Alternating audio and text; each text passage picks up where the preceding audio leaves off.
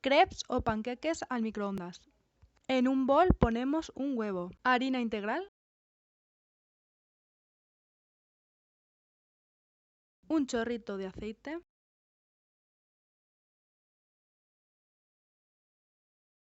azúcar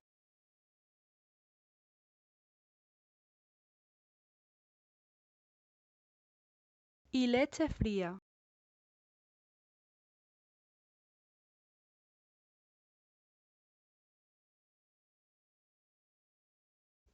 Ahora batimos bien todos los ingredientes. Tiene que quedar una crema sin grumos. Cuando lo tengamos todo bien batido, cogemos un plato plano y le ponemos unas 6 cucharadas soperas de la crema.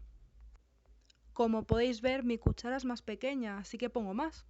Si queremos que nuestro crepe o panqueque tenga más grosor, echamos más crema. Y cuando lo tengamos ya todo a nuestro gusto, lo metemos al microondas durante 2 minutos a máxima potencia. No los hagáis muy finos porque se pegarán al plato y será muy difícil despegarlos. Pasados los 2 minutos, sacamos el plato del microondas con cuidado porque quema mucho.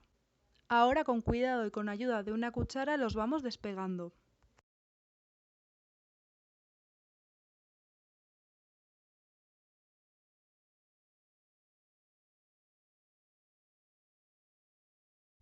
Y ya está, ya los tenemos. Os dejo con los ingredientes. No te olvides de darle al like y suscríbete.